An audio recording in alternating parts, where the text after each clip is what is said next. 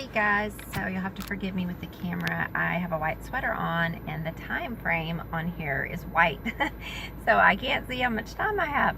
I'm also filming in a parking lot. If you know anything about me and my life, I live on a farm, and animals are probably worse than kids when it comes to making noise. I'm here to talk to you about being on what some people call baby step 6, but I'm not really. I follow Dave Ramsey, but kind of loosely with some other things as well that I've been following before Dave Ramsey even came on the scene. So baby step 6, for those of you who don't know, is when you're down to just paying off the mortgage. You've got your emergency fund built up, you're putting money into retirement, and you're paying off the mortgage. And so that's where we are. But there are still some things, a lot of people might be like, wow, that is amazing, that's great. But there are still some things I wish we had done differently, and if I could start over, what I would do. Now, I just got remarried in January, and my present husband and I, who have been together for 7 years, you know, we had to start over kind of. When we first met, we were both starting over. We were both raising kids. I had 4 teenagers at home. He had 1. I had my kids. I was the sole guardian of my kids, so I had them all month. They went to their dad's twice a month for 4 days, and I had them the rest of the time. So it was extremely hard and extremely expensive. And so it kind of put me back. But if I could do things over again, what I would do over again would be that, first of all, the house we have now, it's a good size. It's about 1,800 square feet. I would probably have gone a little bit smaller even.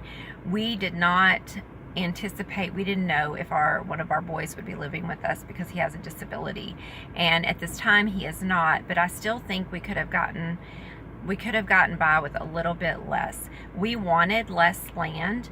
If we could do things over again, I would be just more mindful with my money altogether. I would have probably kept my used car and not purchased this new car. I had reasons for doing that I haven't altogether regretted. I've paid my car off in 3 years, but I did that because I was feeling very insecure being a single woman traveling. My other car got terrible gas mileage, and this one gets double what it got. And this is also 4-wheel drive because I'm often out driving in, places where they're very remote. So I kind of don't regret that I made that decision, but I kind of do. And I wish that I had been even more mindful with my decisions. When you get to baby step 6, you're still kind of struggling.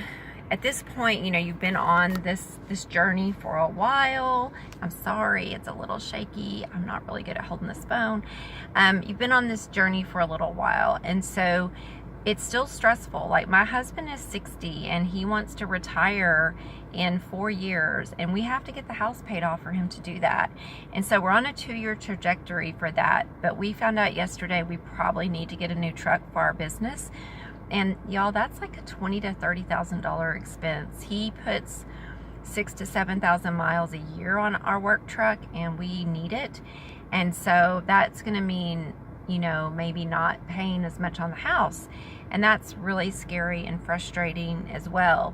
So even though the debts are paid, things still come up, and, we need to pay the house off and put more money back into savings.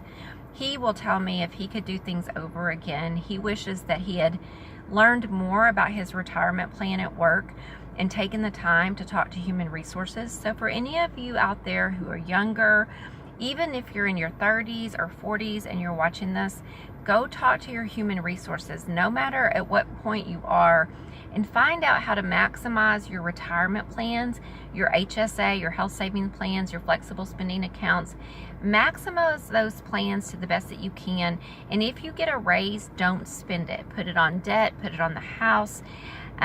We still live very frugally. I mean, if we really want something or need it, we buy it, but we think about all of our purchases first, and we have cut like discretionary spending quite a lot. So my husband is more the spender, so I've started giving him like a certain amount of cash, and he's like, I don't want cash, I'll spend it. I'm like, I know, you're going to spend it anyway, and if you have a credit card, you're going to spend a lot more.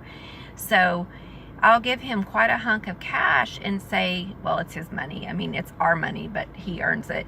And I'll say, this is what you have until December 31st.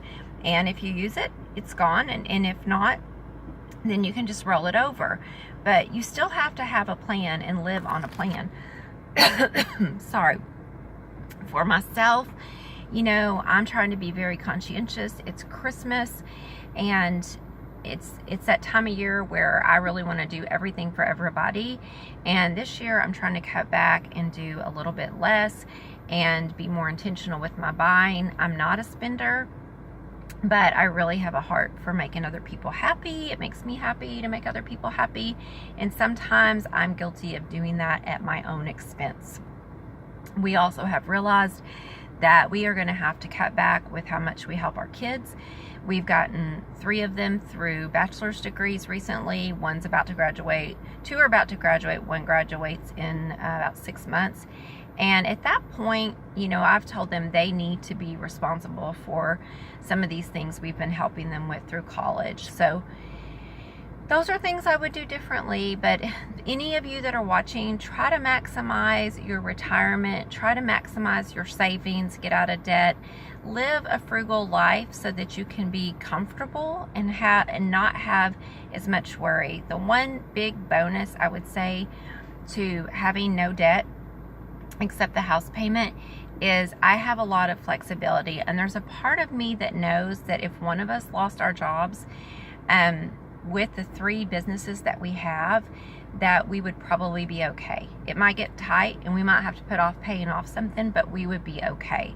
And that's a really, really good feeling. All right, have a great day. Thanks for listening. Bye-bye.